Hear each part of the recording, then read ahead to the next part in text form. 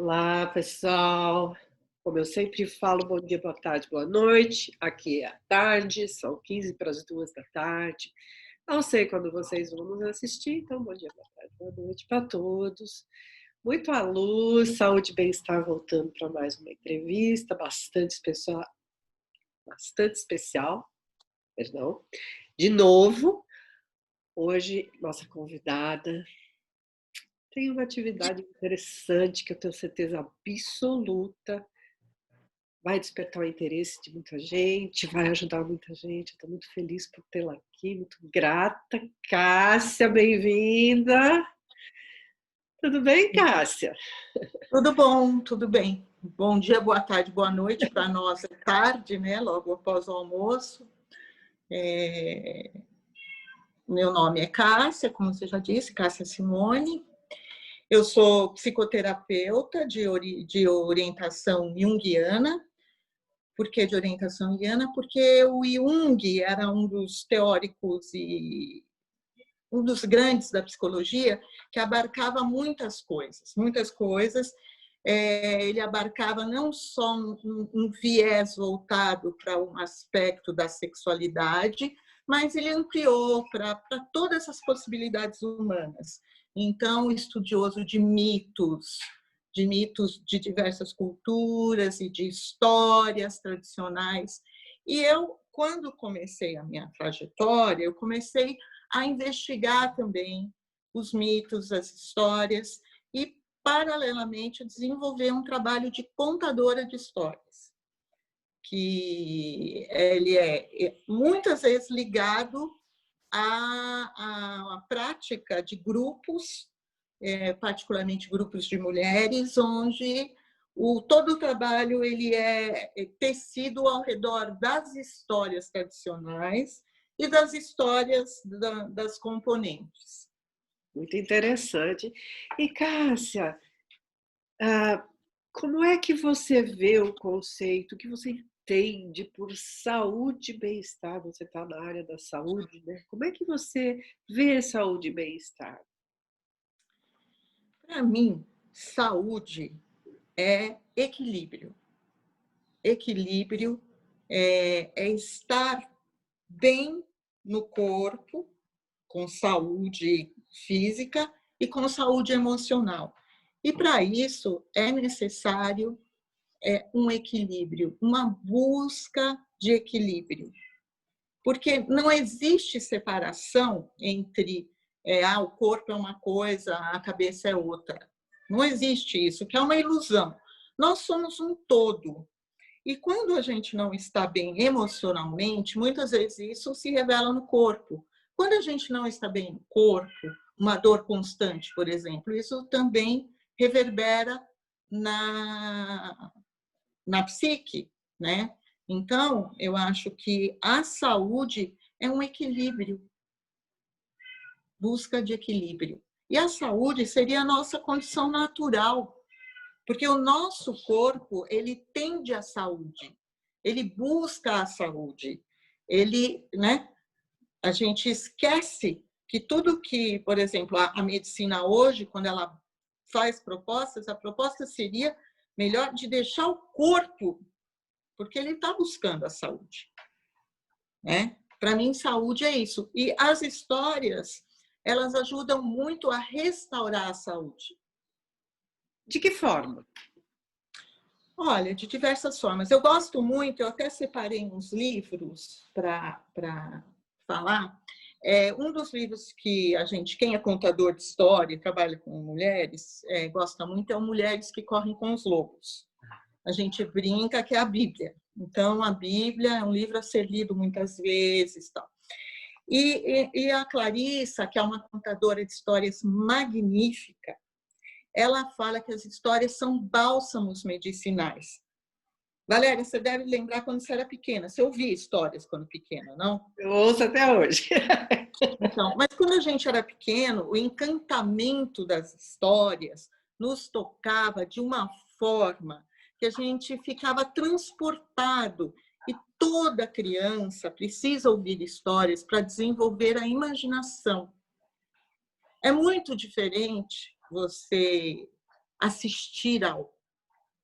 Por exemplo, você vai assistir o Chapeuzinho Vermelho, ou você vai ouvir o Chapeuzinho Vermelho. Quando você ouve alguém contando o Chapeuzinho Vermelho, o Chapeuzinho Vermelho é o seu Chapeuzinho Vermelho. É você que imagina a roupinha, tudo. Você imagina a vovó, você imagina o lobo, você... Isso desenvolve na criança a imaginação, a criatividade. Mais do que você oferecer um vídeo para a criança, né? O livro também faz essa mesma coisa, de te oferecer a imaginação, né? E isso nós estamos conectando com aspectos da psique de ampliação de consciência. Muito importante. Porque não é ficar na consciência só. Por que se conta histórias antes de dormir? Porque você já está naquele momento no entre. Você está meio dormindo, meio acordado, e você está num... Aquilo entra e você embarca na história. A criança... preparo para o sono? E um preparo para o sonho, não só para o sono, né? Porque aquilo vai para o sonho. Tanto que tem crianças que elas ficam com muito medo porque ouviram a história. Você tem que trabalhar isso com elas, né? Mas as histórias, a Clarice diz que elas são esses bálsamos medicinais, porque a nossa espécie, essa grande raça humana, ela criou coisas magníficas também em termos de aprendizado, de conhecimento. E uma das formas mais potentes de aprender conhecimento é via histórias, porque você nem percebe o que está sendo acessado e o que você está aprendendo, né? Tanto que me falam, moral da história, sempre me perguntam isso. E eu falo, não tem isso, porque o ensinamento é para você. É um ensinamento particular da história. Não é um ensinamento para todo mundo o mesmo. Eu conto algumas histórias que as pessoas, né, elas levam um susto e elas ficam muito tomadas dias, porque aquilo está reverberando em conteúdos dela, que eu, a contadora, nem imagino quais sejam, né? Mas as histórias, elas visam falar à alma, ao inconsciente. E uma das coisas que estão muito, assim, a coisa que está desequilibrada é a falta de contato com a alma. A saúde é contato com a alma também. Verdade. Né?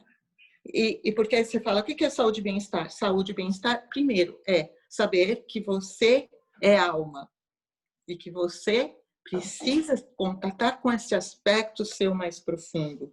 Que você não é só o fora, a matéria, o que você faz, o que você compra, o que você... Isso para a criança, hoje em dia, que ela vive num mundo de um apelo consumista, ela parar para ouvir uma história e ficar no mundo de dentro, é criar mundo interno. A história se dá no mundo interno. É a nossa essência, né? Que a gente Sim. se conectou, foi desconectado de alguma forma aí. Esse mundo, como você falou, da matéria, do consumismo, né? E a gente está agora, de alguma forma, resgatando, parcialmente, pelo menos, com esse momento de recolhimento, a pandemia. Agora está soltando um pouquinho, mas não totalmente. Então, a gente está tendo uma oportunidade boa aí, eu vejo. E, Cássia, agora eu fiquei curiosa. Por que você decidiu trabalhar, né, como você colocou, mais com o grupo feminino? Por quê? Eu acho que, assim, no começo da minha formação, eu me formei há quase 30 anos, eu comecei a trabalhar com grupos mistos, né? A gente fazia grupos, nunca grupos de terapia. Eu nunca trabalhei porque existe uma diferença de grupos de terapia e de grupos terapêuticos. Grupos de terapia, você vai agir como se você fosse o psicoterapeuta e as pessoas vão trazer suas histórias e você vai interpretar essas coisas. É uma terapia em grupo. Não. Eram grupos geralmente com um foco, por exemplo. Eu trabalhei numa época que tinha o livro A Profecia Celestina, que saiu e fez um baita sucesso. A gente fez um grupo para trabalhar as questões individuais de cada um a partir da Profecia Celestina. E nesse grupo tinha vários homens. Mas eu fui cada vez mais me ligando a mitologias. E quando eu comecei a trabalhar e estudar mitologias, eu fui convidada por uma pessoa que morava em Alphaville e me convidou para ir para lá fazer um grupo de mulheres. Eu fui, que eram 6 encontros, trabalhando cada encontro uma deusa grega. Então, eu falava de cada uma e fazia dinâmicas com elas, e isso se tornou, aí uma pessoa falava para outra, eu ia no outro lugar fazer. E no outro lugar, e assim foi. Por isso que acabou virando uma tradição eu trabalhar com as mulheres. E a partir do momento em que eu comecei a estudar muito a Clarissa Pinkola, algumas junguianas que trabalham com o feminino, eu fui indo mais para esse lado na questão dos grupos. As mulheres são mais receptivas a essa linguagem de alguma forma. Não que os homens não sejam, mas porque em grupos, quando eu vou só contar histórias, os homens também se mobilizam. Mas, na minha história até hoje, as mulheres elas têm uma escuta mais pronta. Entendeu? Muito interessante você falar das deusas, né? A gente está vivendo esse momento na Terra, um resgate ao feminino, resgate do feminino. Porque justamente essa coisa que a gente acabou de falar da desconexão com a nossa essência, com a nossa alma, se preferir, tem a ver com a energia masculina. A gente aqui não está falando de homens e mulheres, mas sim da energia masculina, que é a questão mais da matéria, né? Mais o racional, vamos falar assim. E a energia feminina, que é mais a intuição, que é mais essa imaginação, mais esse ouvir. E a gente está vivendo agora, já tem um tempinho, a gente está desenvolvendo, voltando, resgatando o feminino do nosso planeta. E você está trabalhando bem nisso, que é uma coisa bastante interessante. E assim, como você vê, né, esse quadro daqui por diante, as deusas da mitologia, a nossa realidade, como é que você entrelaçaria isso, né? A nossa história? Houve uma época em que essas deusas realmente tinham um poder, né? Que hoje a gente tende a maioria, ou muitos, acreditam num Deus, mas houve um tempo em que se acreditava em várias deusas. Conta um pouquinho disso para a gente. Você que é especialista, eu não sou. Na verdade, tem um junguiano que fez porque as explicações elas são didáticas, obviamente elas reduzem um pouco, mas eu acho que eu gosto muito. Ele se chamava Carlos Byton, ele até morreu faz pouco tempo, e na verdade o que ele fala é que a humanidade ela partiu de um estágio do matriarcado. O que quer dizer o matriarcado? O princípio feminino é honrado. O princípio feminino, como você mesma diz, não está ligado à mulher, ao homem, é o princípio. A partir do momento que o princípio feminino existia uma cooperação, existiam outras formas de relações entre as pessoas. E na mitologia a gente vê, porque as primeiras deusas, os primeiros registros de seres divinos são deusas, porque os humanos adoravam esse princípio. É até interessante saber que lá nos primórdios, os homens sequer sabiam da participação deles na concepção. Eles acreditavam que as mulheres brotava delas a vida. Por isso elas eram muito honradas. A partir do momento em que começou a se fixar na terra, fixar o, porque eles eram nômades, eles não tinham propriedade, iam e vinham, né? Caça e coleta, tudo aquilo que a gente aprende das primeiras civilizações, das primeiras sociedades. A partir do momento em que começa o pastoreio e que se começa a pôr os deuses passam a ser masculinos e deuses de poder, deuses com a diferença é que de uma coisa de relação passa para o poder e se institui o patriarcado. Claro que eu estou falando isso assim, bem por cima. Mas o que acontece? O patriarcado, ele é o do poder, do controle, da propriedade e de tudo isso. Ele é causador a todos, aos homens e às mulheres. A humanidade. A humanidade, porque assim, não, os homens estão no poder. Não, o patriarcado faz com que os homens também tenham que agir de determinada maneira. Lhes é dado essa função desde pequenos.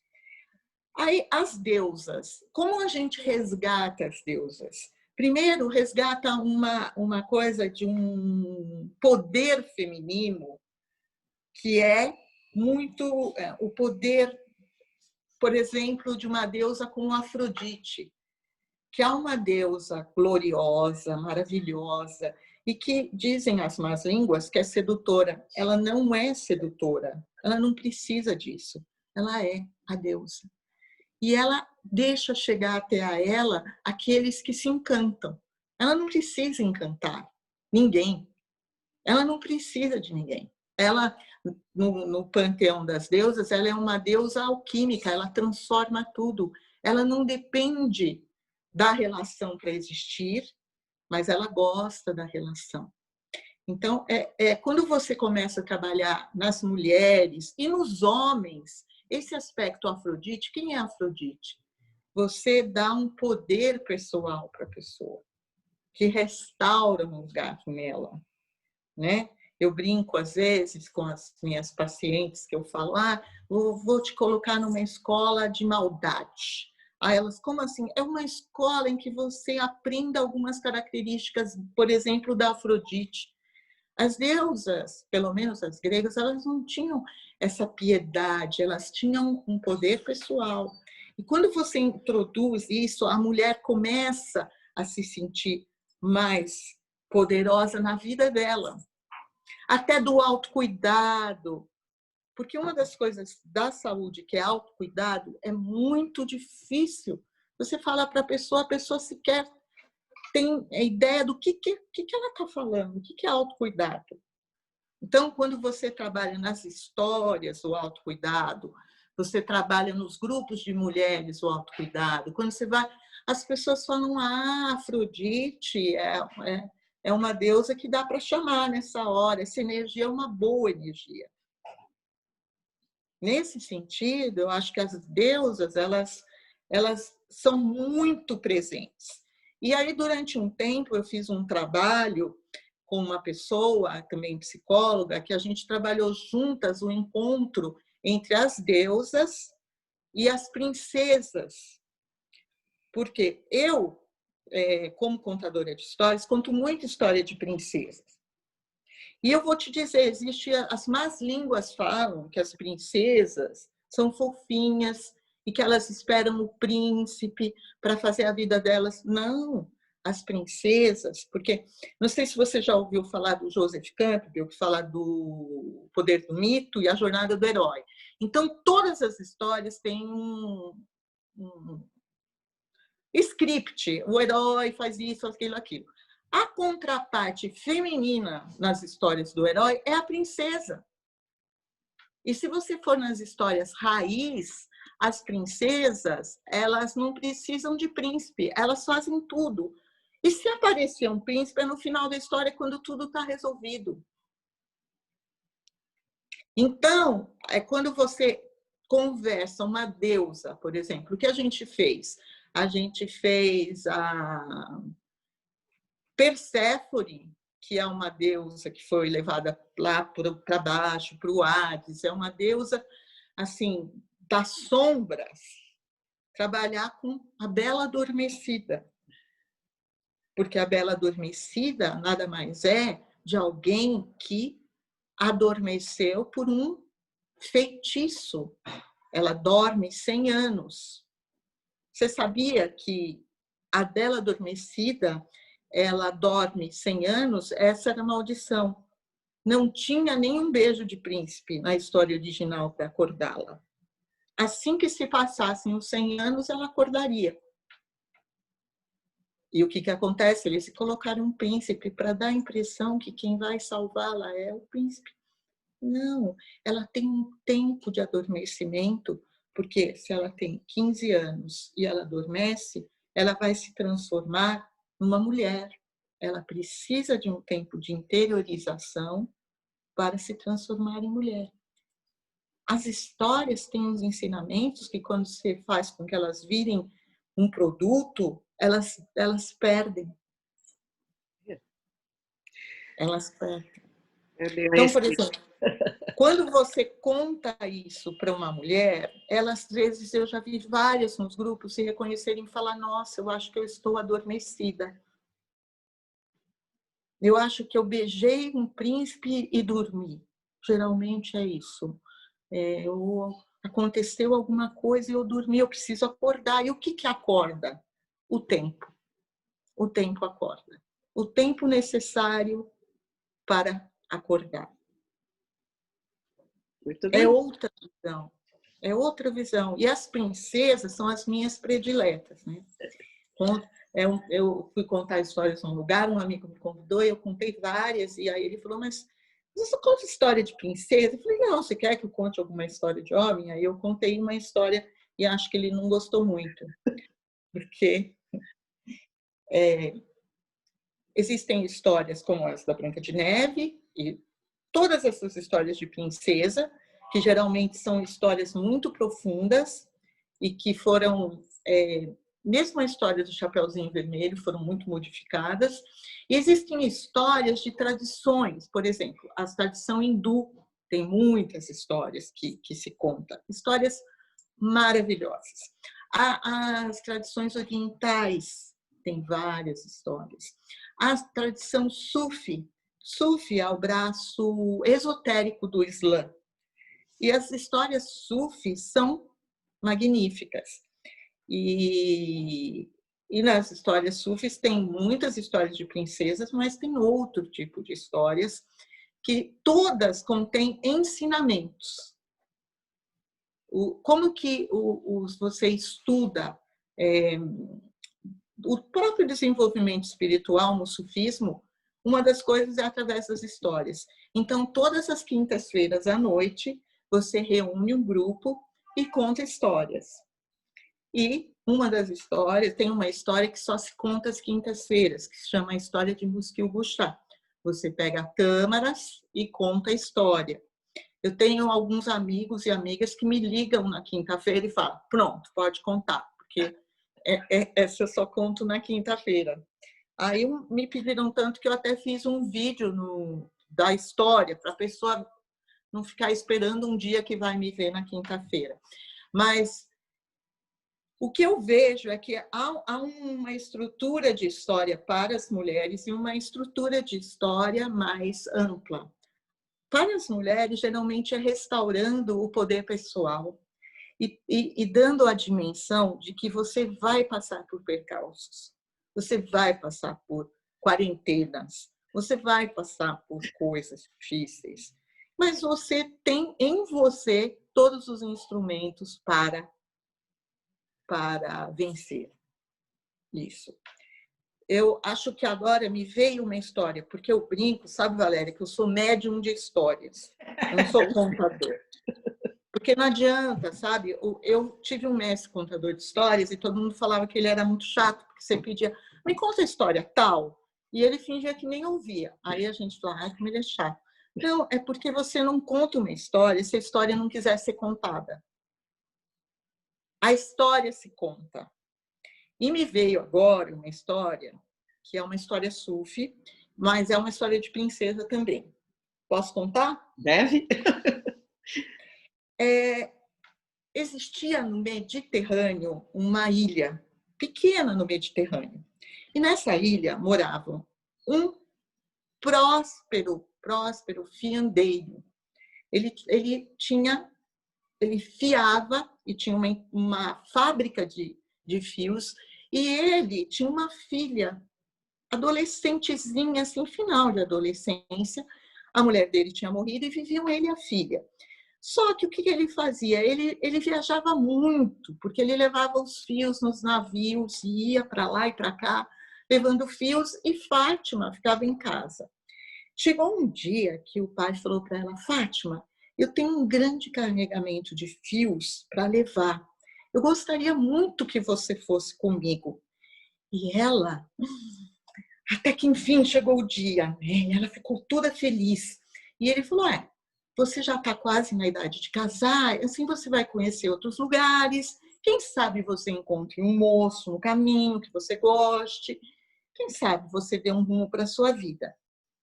E ela se arrumou e viu o pai. Ela também era uma fiandeira, aprendeu desde pequena. E eles colocaram no navio e foram indo de ilha em ilha. O pai levava os fios e ela observava tudo, tudo. Todas essas coisas com olhos do novo, porque ela nunca tinha visto nada daquilo. E parecia ir tudo bem, até que uma noite houve um terrível temporal. Tão grande, que ela acabou, o navio dela acabou naufragando. E ela foi jogada no mar de um lado para o outro, até que ela foi dar numa praia em Istambul. E ela estava lá, caída lá na praia. Nos primeiros momentos, quando ela retomou a consciência, ela nem lembrava bem o que aconteceu. O que aconteceu? E ela estava muito mal. Quando passou por ali um casal de já velhinhos e viram aquela moça toda ali, tinha naufragado, mas estava viva, levaram-na para casa, cuidaram dela com todo desvelo. Ela ficou meses sem entender, entre assim o sono, o delírio, até que ela se aprumou, ficou saudável e compreendeu que o pai tinha morrido, que ela tinha perdido tudo. E que aqueles dois senhores, aquele senhor e aquela senhora, tinham cuidado dela. E ela era uma moça de um coração muito bom, ela ficou muito grata. E eles eram tecelãos. Ela que sabia afiar, para ajudá-los, aprendeu a tecer. E tecia com eles o tempo todo. Daí, ela estava lá tecendo e feliz. Depois de uns 2 anos, a vida dela já tinha voltado ao normal. Ela estava quase voltando a sorrir. Quando ela foi dar um passeio na praia e um navio de traficantes de escravos naquele momento, pegou a Fátima, levou a Fátima para o navio e ela gritou, ela esperneou, ela chorou e não adiantou nada. Ele a levou para um lugar, lugar de venda de escravos em Alexandria. E ela ficou desolada, muito mal.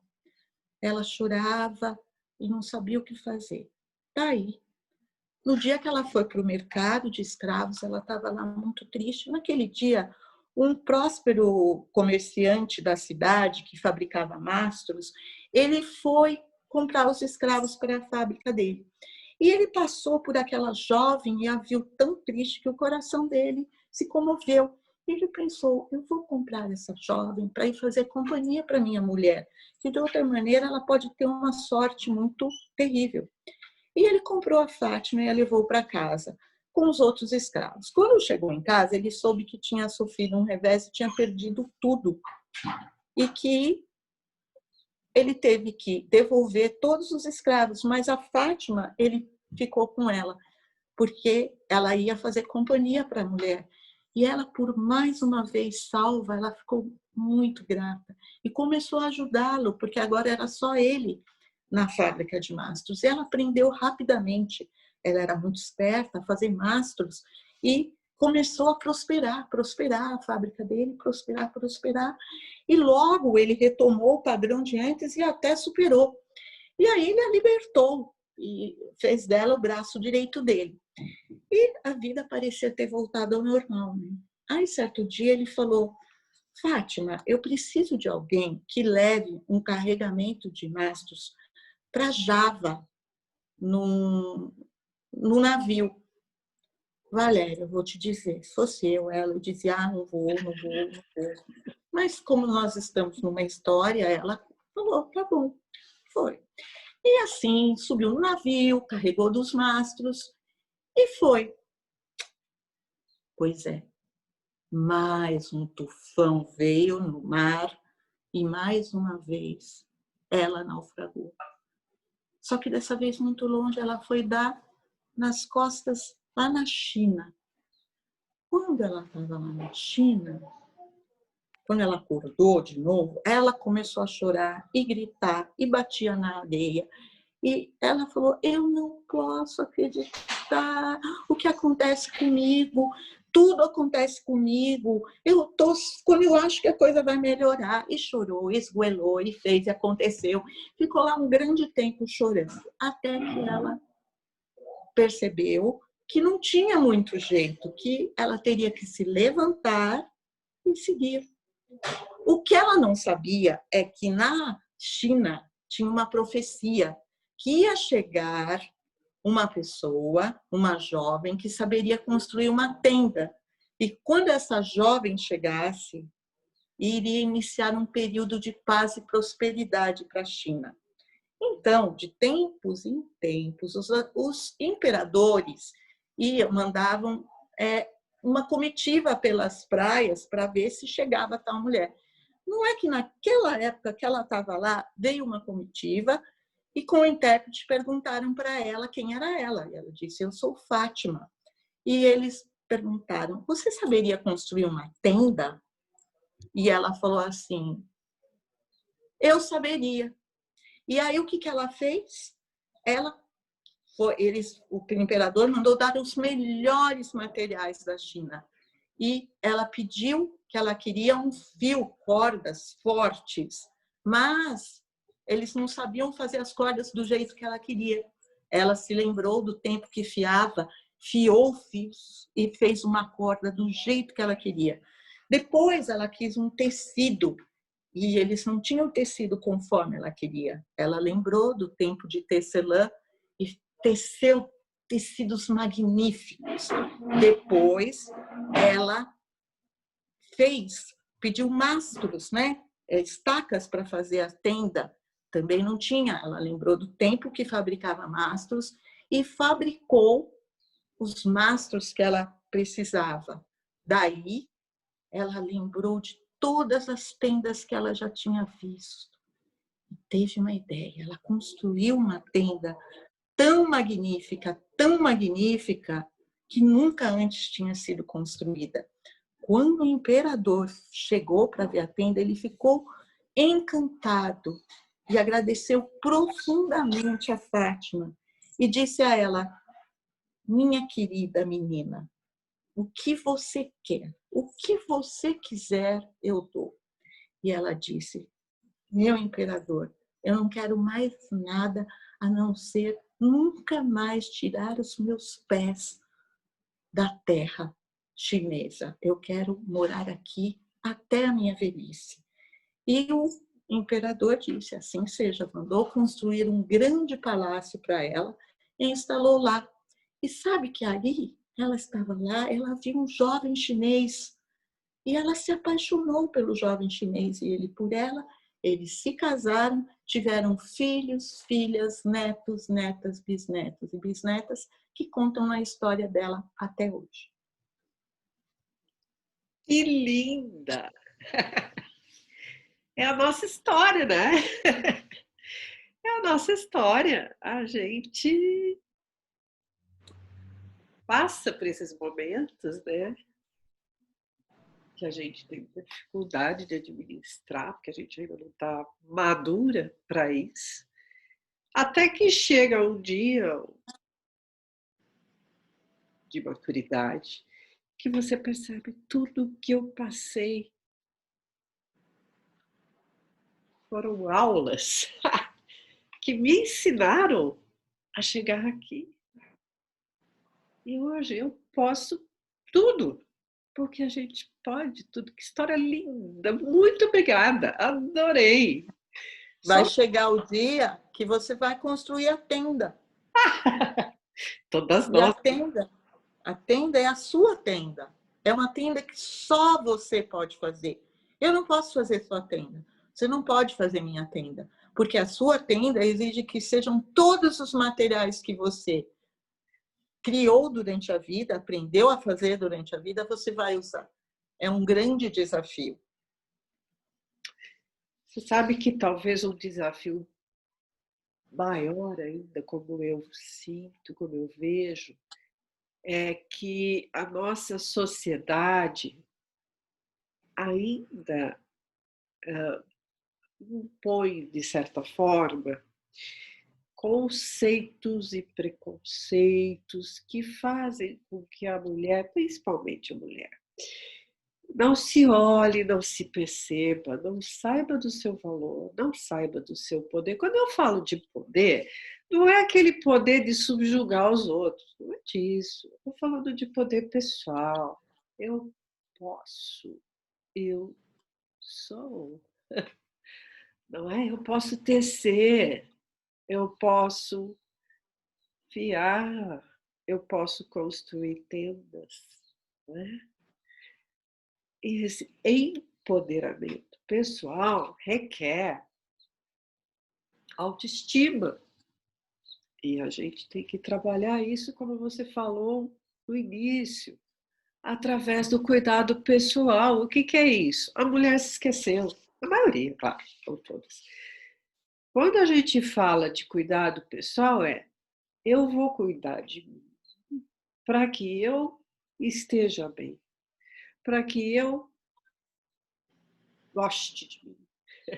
Começa por aí, né? Para que eu me sinta capaz de, quando eu estiver plena, cuidar dos outros, se for o caso, simplesmente brilhar e iluminar o caminho dos outros. Não é. Sim, sim. E o que é esse cuidado pessoal? Não é. É porque a gente vê ainda, né? Existe uma coisa meio que de. Eu ouço, às vezes, alguém fala, mas não é egoísmo. Não, muito pelo contrário. Né? Dedicar-se tempo para se sentir bem, se trabalhar para poder estar bem. Se a gente não está bem, a gente contamina o todo. É, não é? Hã? Sim, sim. Hã? E Então, assim, ouvir histórias é uma forma, eu acho, você pode me corrigir se eu estiver enganada, eu acho que é uma forma de elevar a nossa energia, de nos sintonizar com algo mais belo, mais que a gente pense que é irreal, mas que na verdade é a realidade. O que você acha disso? Pode ser. eu acho que a questão das histórias, elas podem ser vistas como uma elevação, eu acho que é possível, como você, se você pensa em energia, é claro, é elevar o nível energético, e pode ser visto como uma interiorização, que também é algo do autocuidado. Porque eu entrar em mim, dentro de mim, e ficar olhando para as minhas coisas. Porque o que você falou é quando eu olho para mim, e me priorizo em algum momento, isso é visto como egoísta. Só que não. Para eu ter o que oferecer até, se eu quiser, eu preciso estar abastecida internamente. É como se você convidasse alguém para almoçar na sua casa e você não fizesse compras. Não, porque é feio, eu não vou comprar nada aqui porque é feio. Não, se eu não cuidar de mim, se eu não tiver essa coisa de eu estou bem, uma pessoa que está bem, ela pode até ser altruísta. Uma pessoa que não está bem, mesmo que pareça que ela está sendo altruísta, ela não está sendo. Porque ajudar o outro nem sempre é altruísmo. Às vezes é endividamento, você faz para o outro para depois cobrar. Altruísmo é como... Se eu estou bem,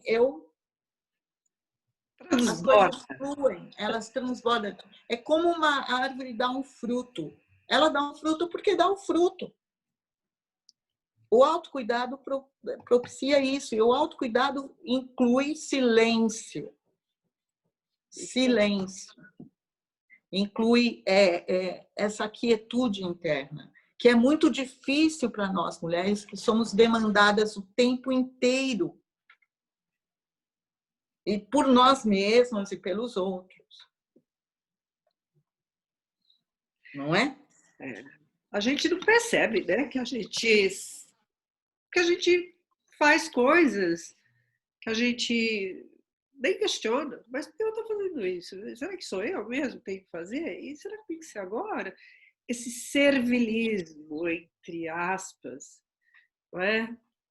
Como você falou lá atrás, quando a energia feminina era o que imperava, existia um cooperativismo, né? De repente, parece que essa responsabilidade toda do que tem que ser feito ficou para a mulher. E é uma demanda impossível de cumprir, sem gerar um desgaste absurdo, sem gerar baixíssima autoestima. Né? Não há como ter autoestima se você está o tempo inteiro fazendo coisa, e servindo, e cuidando. Gera um estresse muito grande. E assim, os homens, eu vejo, posso estar enganada de novo, parecem um pouco perdidos nesse movimento que vem acontecendo da mulher, não de uma forma empoderada, mas ela vem assumindo um papel na sociedade, mas eu vejo que ela vem assumindo esse papel mais da energia masculina. O que você acha disso? Eu acho que é meio complicado, porque assim, vamos pensar até em termos de o poder, né? Quem está no poder, primeiro, ele não percebe que está pagando a conta dele, porque ele acha que está no poder.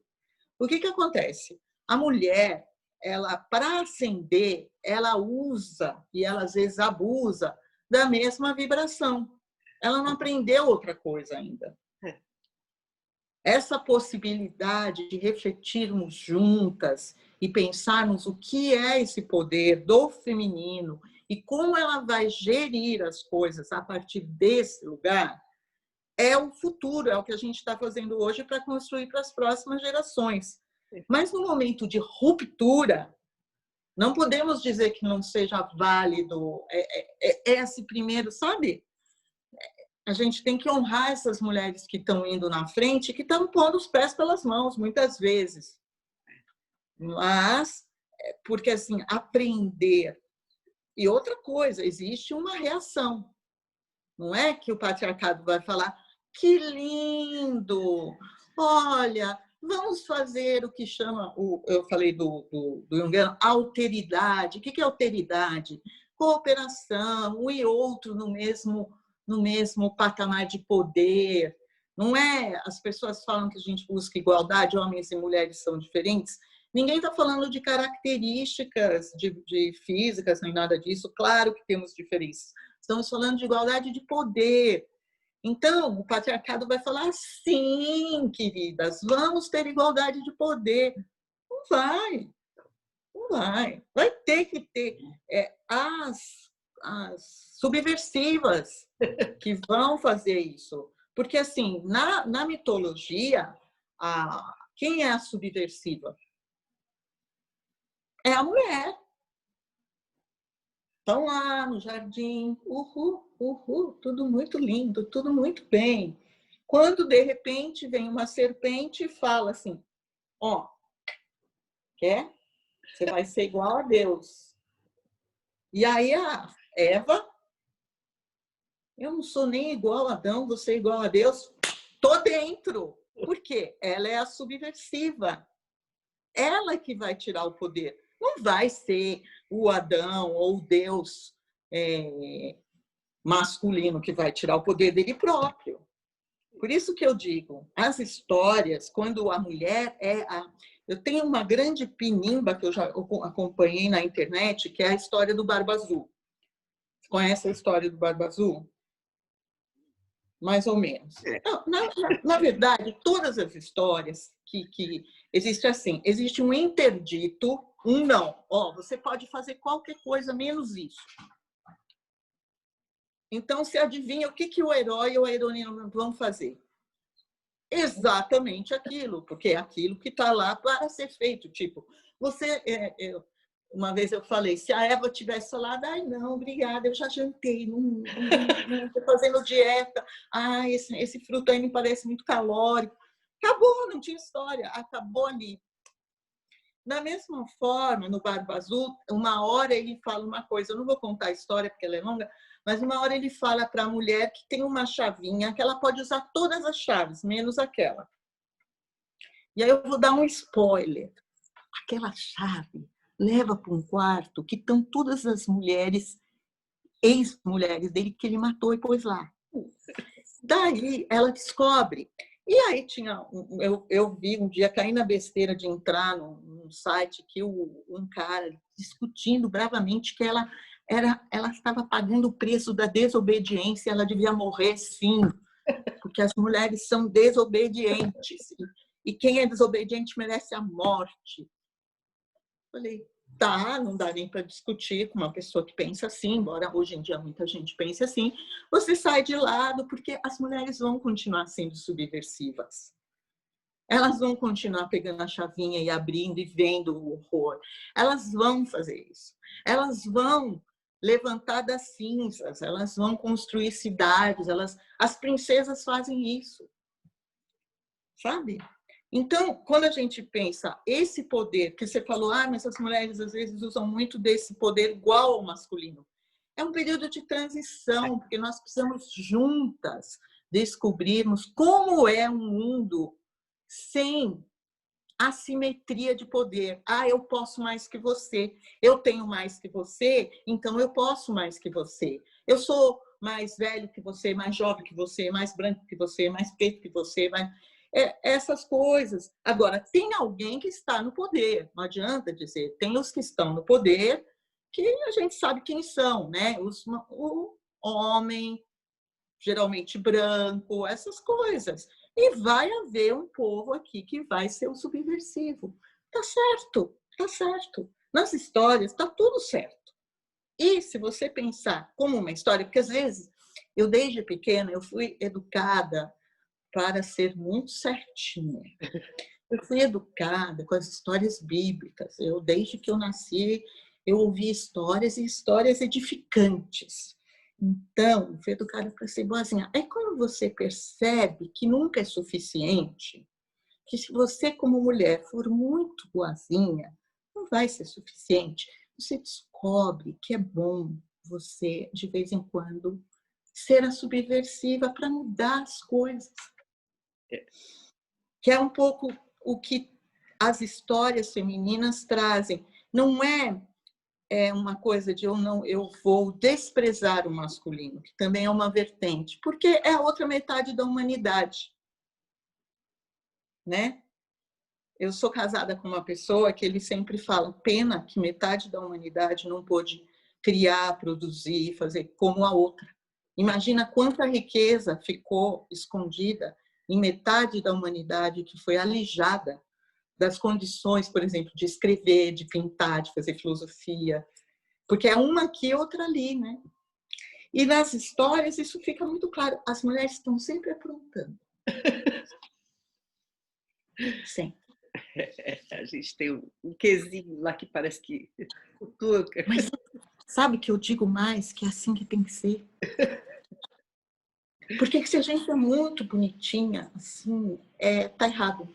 Não dá certo. Não dá certo nem no crescimento e nem na saúde. Porque quantas mulheres a gente vê que elas engolem coisas, engolem coisas, engolem coisas e depois ficam com uma gastrite, ficam com, sei lá, ou coisas mais graves. Eu já acompanhei histórias de pessoas que adoeceram. Eu conheço uma pessoa que teve um câncer assim mortal de fígado, mas ela passou a vida dizendo que ela nunca sentiu raiva. Eu não sinto raiva, porque raiva não é adequado. Né? Então, eu acho que nesse momento, quando eu estou falando tudo isso, as histórias, elas mostram que sim, às vezes a heroína vai fazer a coisa que você fala, não, não, não, não, não, não. Ela faz. E assim vai, é assim que é. Porque para ter história, precisa ter conflito. Para ter história, às vezes precisa de antagonista, precisa de uma pessoa te desafiando. E no final da história, o que se ganha é um novo mundo. Que você...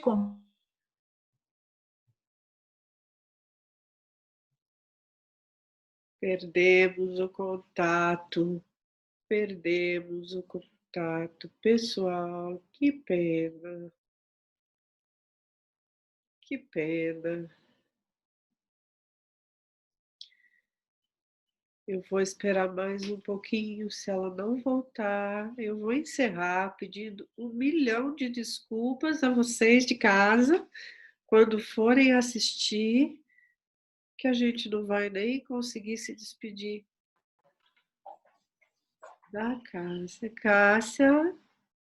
Peraí, eu só fui ver se a internet tinha caído, mas não caiu, não. Cássia voltou. Eu já estava pedindo desculpas aqui para o pessoal de casa. Você está torta novamente. Obrigada. Eu estava pedindo desculpas para o pessoal de casa que eu ia ter que encerrar sem ao menos. Não, eu fui olhar ali porque eu falei, será que a internet desligou? Não tinha desligado. Eu estava te vendo, você que não estava me vendo. Sabe o que acontece? Hoje está de novo nublado, já choveu, chove. E, por incrível que pareça, isso ainda altera a internet.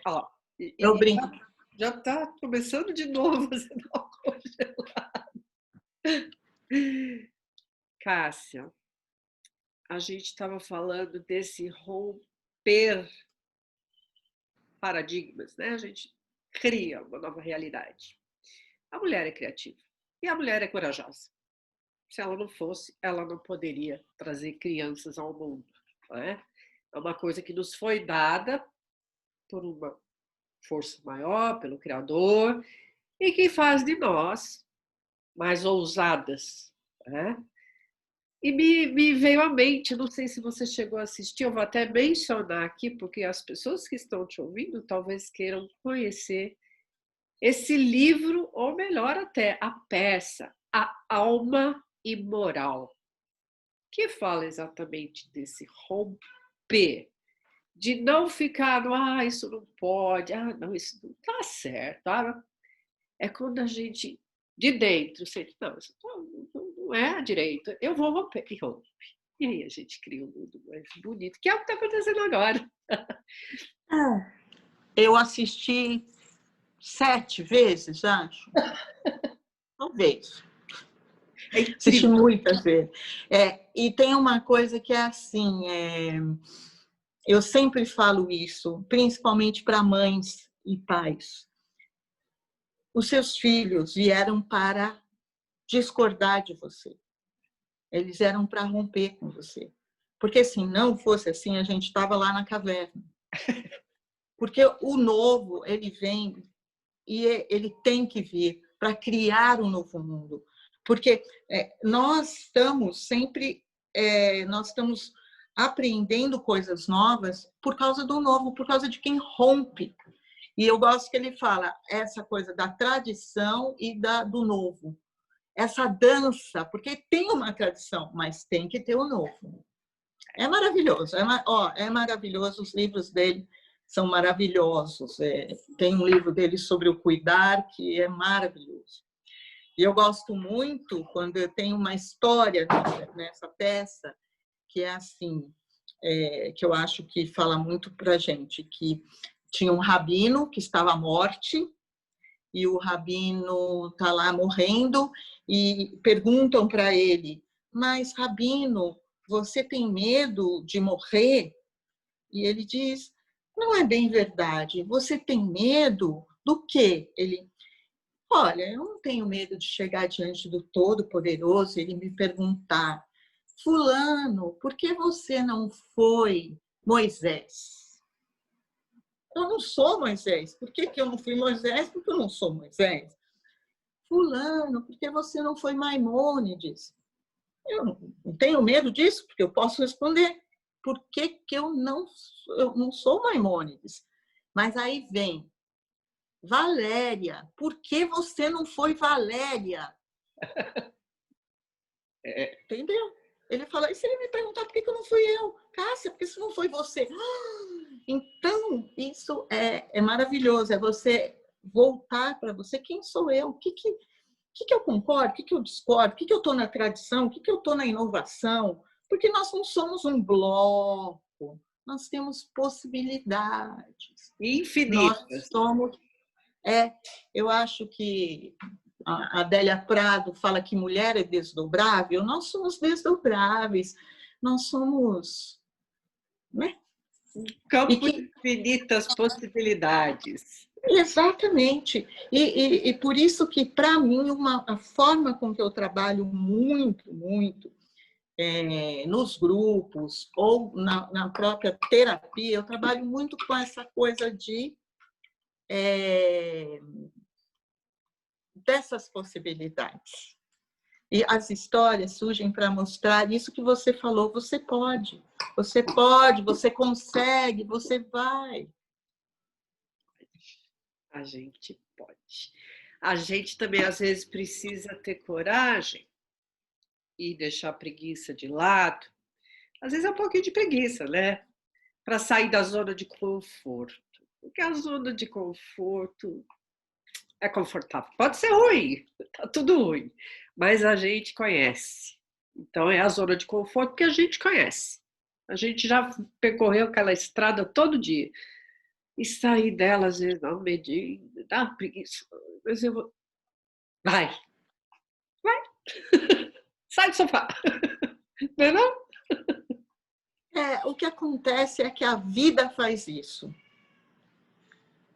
A vida, às vezes, você... Ai, não quero, ai, não vou. A vida te empurra. Vai. Ah, faz. E Né? se a vida fizer isso, isso é uma coisa muito boa que você falou, sabe por quê? A gente evolui. Isso é lei, não muda, é uma lei imutável. É uma lei espiritual que não muda. A gente evolui. E a gente escolhe como? Pela dor ou pelo amor. Se a vida tiver que me tirar da zona de conforto para que eu evolua, vai ter dor. Em menor ou maior grau, vai ter dor. Ela Eu acho que eu volto de novo nas histórias. Para que você ouve histórias? Para aprender. Uma das coisas gloriosas da nossa espécie é que a gente pode aprender com o erro do outro. A gente pode ver o outro fazendo algo, não deu certo, acho que eu não vou fazer. Porém, existe uma coisa chamada ego, que às vezes você vê o outro fazendo errado e você fala, não, mas comigo vai ser diferente. Né? Não vai. Não vai. Se você for ali se jogar, você vai cair lá embaixo e vai, no mínimo, se machucar, provavelmente morrer. Ah, mas comigo não vai acontecer isso. Então, eu acho que aprender com as histórias e aprender com o erro, o próprio e o dos outros, é muito bom. Uma das coisas que a gente tem na história das quintas-feiras, em vários momentos, a pessoa se conta, o herói conta a sua história. Ah, como que eu cheguei aqui? E é uma coisa que a gente sempre faz, como contador de história, é pedir para a pessoa contar a própria história de forma que ela entenda de onde ela veio e como ela chegou aqui. Como eu cheguei aqui?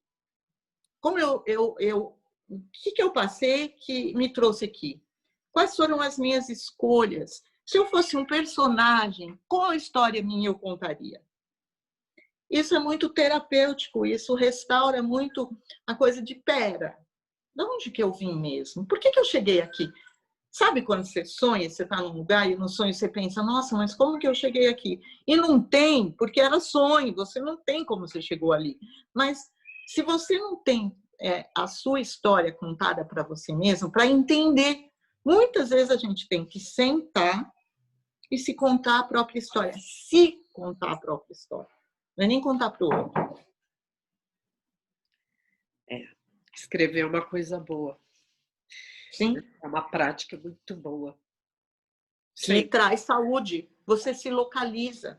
Às vezes você precisa se localizar. Onde eu estou? Como eu cheguei aqui? Ah, tá. Então eu vou me contar. Era uma vez e vai. Né? Cássia, eu estou adorando conversar com você. A gente já está aqui meio que estourando o tempo. Eu não sei como te agradecer por tudo que você falou, por ter aceito o convite, por estar aqui, por passar essa mensagem, né, tão rica, essa luz que nos coloca em contato com uma realidade que é tão bonita. Ela existe? A realidade é aquela que a gente cria, né? É só a gente querer vivenciar esta ou aquela outra. São infinitas as possibilidades. A gente escolhe em qual quer ficar, Sim. né? Sim. Você tem um meio de contato, eu acho que as pessoas eventualmente queiram te contatar, você pode ajudar bastante gente. Você tem um meio de contato que você queira deixar aqui para as pessoas? Tem duas, tem o e-mail é evangelinasimone@gmail.com. Cássia já tinha, eu tive que pôr o meu segundo nome, que é Evangelina. Okay. Carrega o nome de bisavó, contadora de histórias é assim. Ou o WhatsApp, que é 11 98588 5654. Ok, muito grato. Eu só queria contar uma história pequenininha para a gente acabar. Você pode, era justamente que eu ia te pedir mais uma mensagem para a gente encerrar, uma história, o que você quiser. Até para você. É uma história que se conta das mulheres que moravam nos haréns. Porque no Oriente existiam muitos haréns, e a gente tem várias ideias a respeito, mas uma das histórias que eu ouvi, que eu gosto muito, é que as mulheres nos haréns, elas são como todas nós. Elas têm dois tipos de problemas. O primeiro tipo de problema é muskil, em árabe. Muskil é um problema de ordem prática. Tipo, furou o meu pneu e o meu estepe, eu não tenho estepe. É um problema muskil. E a minha internet não está pegando, é um problema muskil. Vários problemas de ordem prática, que nos haréns, elas sabem que o conselho, uma ajuda ou o próprio tempo resolve todo tipo de problema muskil. Existe outro tipo de problema que se chama REM.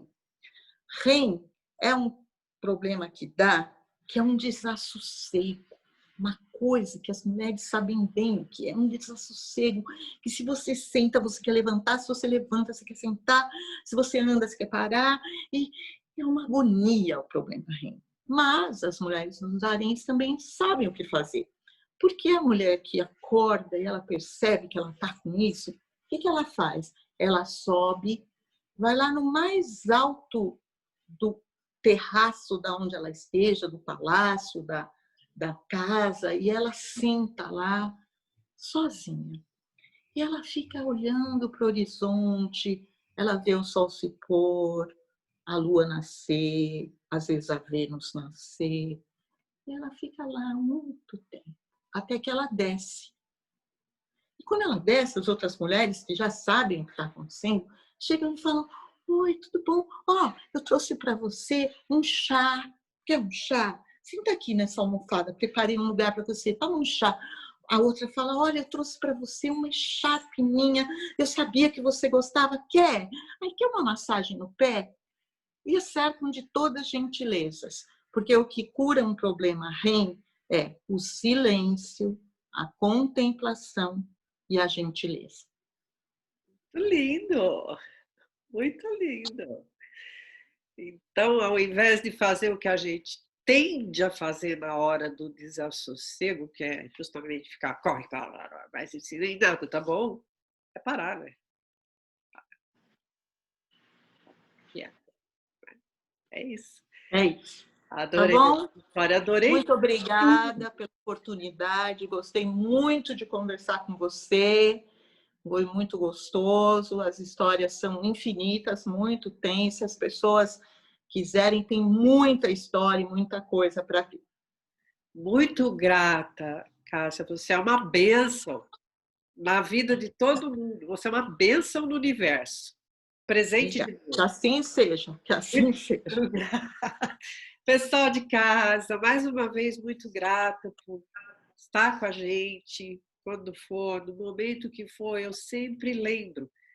Isto é conversa do coração da gente, para o coração de vocês, tá? É uma conversa simples, é uma conversa informal, é uma coisa feita com muito amor, carinho, nenhuma técnica, nenhuma sofisticação, mas é daqui. Beijo no coração de todos. Até a próxima. Tchau, Cássia. Tchau, pessoal de Tchau, casa. querida. Tudo bom. Tchau. Até. Até.